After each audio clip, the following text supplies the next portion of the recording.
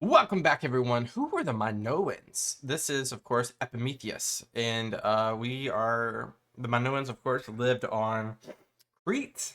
Uh, so yeah, let's jump right into it. I'm glad you guys are here. Let's see what we got. On the ancient Mediterranean island of Crete, there lived a people, fantastic, fascinating, fabulous, frivolous, fearsome, decadent, and determined. They were the Minoans. They were the first true masters of the sea in human history, Really? and they I didn't know they were the first masters of the sea. exploited their superior abilities to control those around them. They have often been called the first European civilization. Their unique and elaborate society ended in a cycle of catastrophe, foreign domination, and destruction. The island of Crete is located in the eastern Mediterranean, at the nexus of ancient maritime trade routes linking Europe, Western Asia, and North Africa together. The strategic position of the island and its ample natural resources set up Crete for a remarkable history. I mean, look at that. Like when he said strategically, like, of course, a lot of this is probably they didn't have a map and say, let's go here, but it just happened to, this is the one of the most similar to Rome. Like Rome was kind of like caught in the middle of trade routes. So not naval, but sea trade routes. You got Cyprus to your right. You have Anatolia. You have the Levant, where you have Phoenicia. You have Egypt. You have I'm speaking like this is all happening at the same time. It's not. You don't have Phoenicia. I don't think you don't you have in Egypt, you have some Greek city states that are in this infancy, but maybe it's not, it's not like your typical like your Athens or such. You might have some things that are happening in Cyprus and Anatolia, however, and a lot of these cities and civilizations. This is before the Bronze Age collapsed, so can't remember the years, but let's just keep watching so we learn. Minoan history can be divided into four periods: Yeah. the pre-palatial period, the proto-palatial period, the neo-palatial period, and the post-palatial period. So yeah, basically pretty much through up to the Bronze Age collapse, but starting around 3500 BC. During the pre-palatial period, the Minoan civilization slowly emerged, mastering farming and seafaring technologies. The proto-palatial period saw the Minoans develop international trade routes and a booming economy centered around massive palace administrative complexes. The neo-palatial period was the height of Minoan power and prosperity. This gave way to a more turbulent age where invaders from the mainland dominated Crete and the island's influence, power, and prosperity collapsed. Look at all those crabs.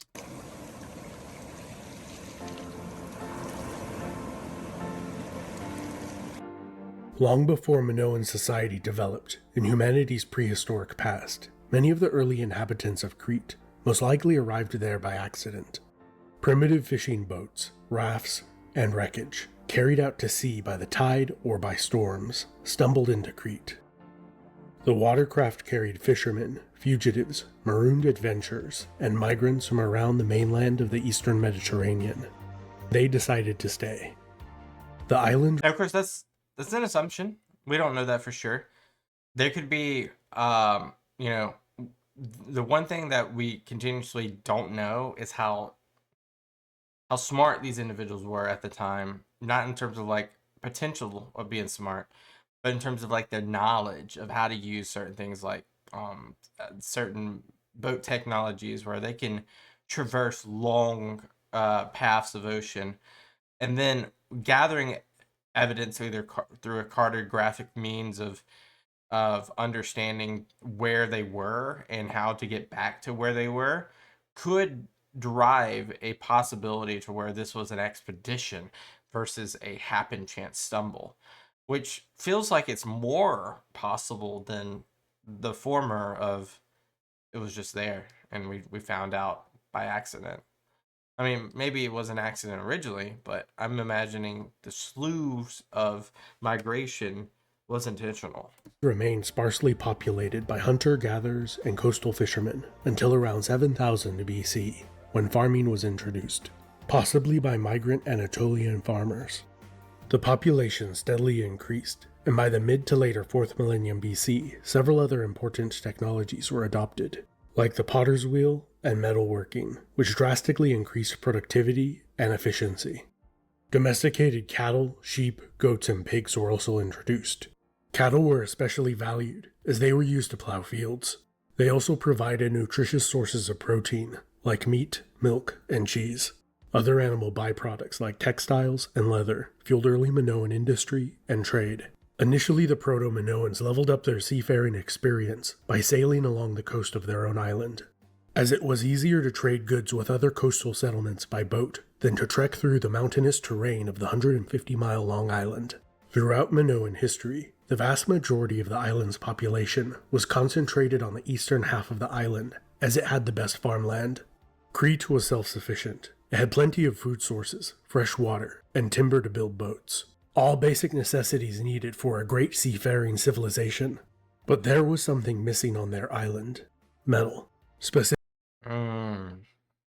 copper and tin needed to make bronze. Not copper or tin? See, you can go without having tin. You don't have copper, that's a big issue. Obviously, tin actually helps harden it. But you can import tin pretty easily, but now you gotta import both? Metals were the crude oil of the ancient world, needed to fuel a civilization's construction, military, and agricultural productivity. After mastering the basics of seafaring and making improvements to their boats, Minoan merchants began trading with the Cycladic Islands to their north, and then began exploring and trading with the other peoples of the Aegean. The Minoans on Crete and the inhabitants of the Cyclades Islands formed close cultural and economic ties that were to last for more than 1,000 years. Around the beginning of the 2nd millennium BC, the economy on Crete was booming. Larger and larger homes were being built for an emerging ruling class of merchants, priests, and nobles.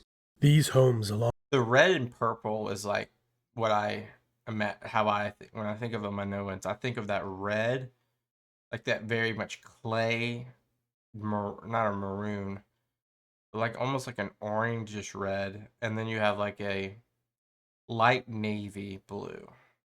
Along with warehouses and workshops, began to merge into larger palace complexes. This was the first palace period on Crete, during which the Minoans began to flex their muscle, occupying the Cyclades Islands, and establishing ever further trade routes. The Minoans began regular trade with the island of Cyprus, where they acquired large amounts of copper. They also established regular trade with the Amorite kingdoms and Canaanite city-states of the Levant. The Kingdom of Egypt became the Minoans' most lucrative trading partner. There, I can imagine, they acquired vast amounts of gold, which could be traded at much higher prices elsewhere in the Mediterranean. The Minoans also became skilled metalworkers and could trade finished gold items at an even higher price for a greater profit margin. The vast amount of resources the Minoans accumulated necessitated that they develop a written script to help keep track of it all, who owned what, record contracts, and possibly record important events. First, the Minoans developed a unique hieroglyphic script, possibly inspired by their contact with the ancient Egyptians. Yeah, it's circular. I forget, there's a certain word for it, but it's a circular situation. It's a lot of art to it, a lot of geometry to it. This was gradually replaced by a more functional-looking script, creatively called by historians Linear A. Unfortunately, neither of Linear A versus Linear B. These scripts have ever been deciphered. Well, at least for now. Maybe one day, one of you will decipher it, and we can learn much more details about Minoan economy, history, politics, and religion. I got you. In the late 18th century BC, a massive series of earthquakes appears to have rocked the island, destroying at least 4 of the island's most important palace complexes, and much of the surrounding cities and towns. This destruction and death might have been enough to cause the downfall of a less robust civilization, but in fact, it seems to have had the opposite effect and strengthened the Minoans' resolve. All the palace complexes and destroyed buildings were quickly rebuilt on a colossal scale. The largest palace at Knossos Knossos or Knossos is the more anglicized way to say it, but yeah, it's the one that's like in that little valley in the north. covered 6 acres and had East, more than northeast. 1,000 rooms, Yeah. approximately 1,300. Some areas of the luxurious palace were up to 5 stories tall, and And I always say, like, there's not really a lot of games of history that are immersive. So I always refer to Assassin's Creed. You can use Assassin's Creed Odyssey to kind of experience the Minoan ruins, which is really fun to do. So I encourage you to do that. the complex boasted a theater, many large warehouses, and workshops. It also had an advanced system of indoor plumbing. The town around Knossos grew into a massive city with a population that may have been as high as 100,000 people. Based on the archaeological That's a lot of people on this island. record, it is the generally accepted scholarly consensus that throughout the Neopalatial period, Knossos was the dominant, if not absolute, power center on Crete, with other palace centers, towns, and rural villas all owing allegiance to Knossos. It is a subject of scholarly debate if Knossos dominated the other palace centers before. I mean, it feels like they would. They definitely did, and geographically, it looks like they would. The Neopalatial period. In fact, there is very little known about the Minoan form of government from any time period, and how the relations were between the different palace complexes. I mean, I would probably like try to assert an idea that they were probably separate but equal, meaning Malaya, Phaistos, Zakros, Knossos. They all had like they probably had like, I'm just gonna just assume here. They probably had like a leader within that settlement, because this island's not like, we don't have a legend to see how big this island is in terms of miles or kilometers, but it's not like they're not like right next to each other. So I imagine these are probably districts maybe, and each district might have like a high priest or something like that. I say high priest because there's a lot of religious integration to the high ruling in ancient society, so it might be that. I mean, you could have a centralized Minoans, but I don't know. We don't really have evidence for that, do we? One piece of evidence that indicates that the Minoans were internally united. Oh, good job. All right. What is the evidence? Is that there is currently no evidence for war between the different Minoan centers. Oh, well, I don't think the absence of evidence is an evidence itself, but yeah. From much later classical Greek legend, folklore, and histories, it is asserted that a king named Minos ruled from Knossos. He established an empire in the Aegean, founded colonies, and stamped out piracy.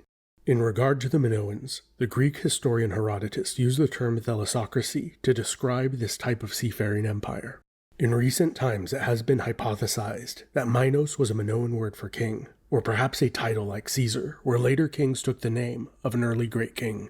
Other scholars have hypothesized that the Minoans did not even have a king, but instead were ruled over by priestess queens. At Knossos there is a throne room.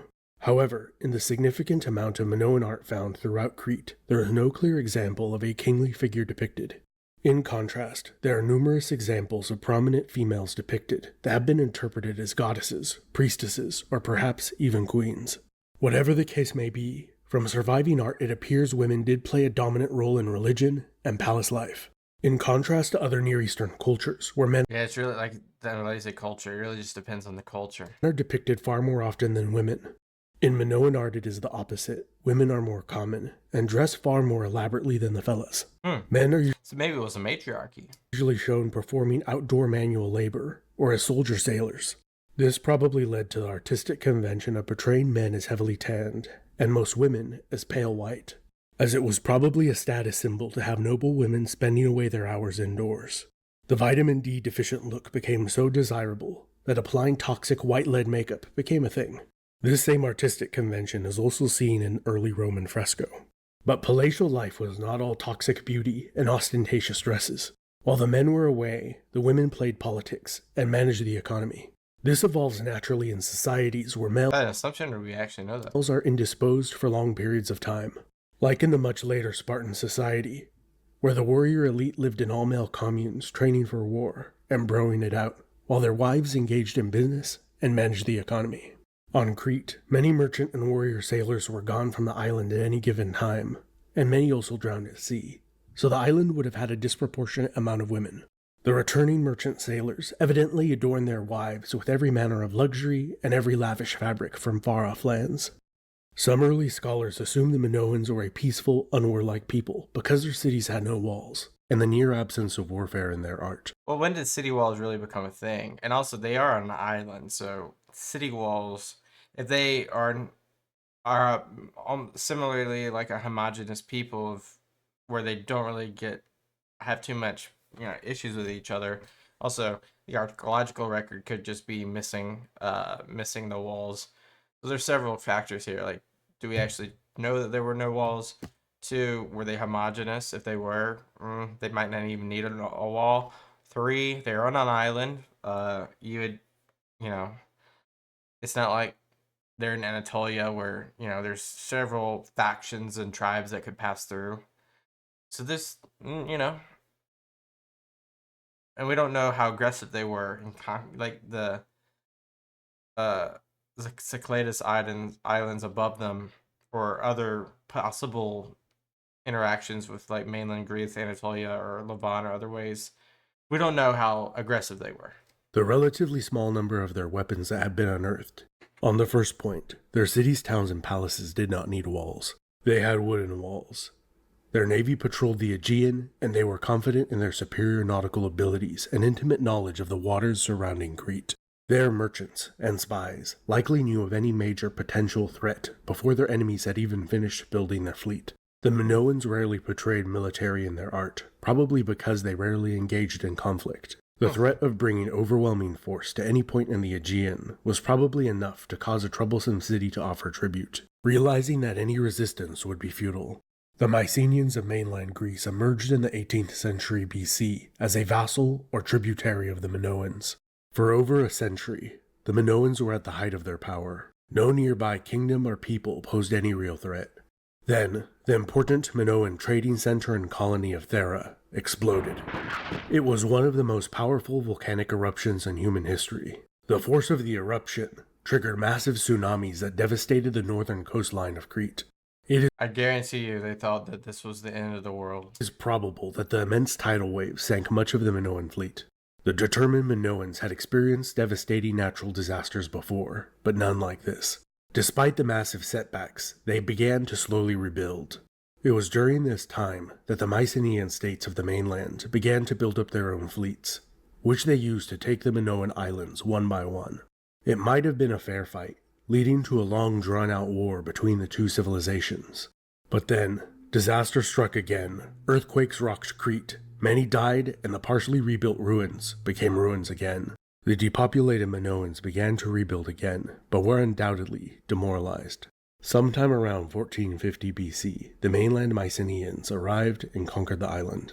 A new Mycenaean ruling class set up shop at Knossos, where they built a new palace. Throughout the remainder of the post-palatial period, Minoan culture was gradually replaced by Mycenaean. A level of prosperity did return to the island, but it was a pale shadow of its former monopolistic opulence. The Mycenaean states were on the periphery of the interconnected system of great empires of the later Bronze Age. In contrast to the relatively united empires of the East, the Mycenaeans were a very loose confederation of states centered around fortified palace complexes. It is likely that their squabbling and rivalries made them vulnerable when, in the late 13th century BC, pirates and internal rebellion overwhelmed the Mycenaeans. On Crete, the palaces and towns were destroyed. Again, some survivors built remote fortified hilltop settlements, which are evidence of the turbulent times. It also appears that many throughout the Aegean and coastal Anatolia joined the marauders. They moved east along the coast, leaving a swath of destruction in their wake. Their rampage culminated with a failed invasion of Egypt.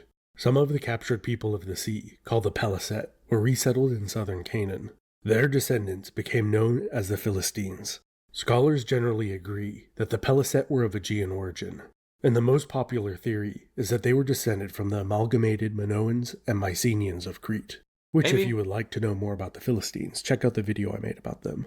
As the whole greater Near East fell into a dark age, Crete became a sparsely populated backwater, and memory of its once glorious past faded into myth and legend, and much of it was forgotten. 3,000 years after Minoan civilization collapsed, they were rediscovered. The first archaeologist to undertake excavations at Knossos was named Minos. How cool is that? Very cool. This has been Epimetheus. A huge thanks to my patron. That's awesome. Minoans, yeah, it's like the first settlement of Europe is what the nickname shows. How true is that? Do you guys have any differing opinions to that? But it feels like we'll only know more as we continuously unearth, understand more, put more hours into it, utilize AI to uncover secrets. But it's an interesting place, right? It gives us the idea that this was more or less a a period of time that continued in two different directions. One, you have the Minoan society, and they had, they went through calamities. They were a seafaring society. They had colonies maybe above them to really orchestrate trade. It feels like they were more or less, more than anything, a trading empire, and not even an empire. They were a trading colony that lived majoritively on Crete, and then they had an extra layer of their same people across the Mediterranean that exercised that trade through the copper, bronze, gold, etc. And then you have the second part with the Mycenaeans taking over, and basically from there to when they stopped existing for the most part, you have kind of like that Bronze Age, later Bronze Age into the Bronze Age collapse. But more or less than anything, I appreciate you guys for watching this. I really do. I hope you have a great rest of your day.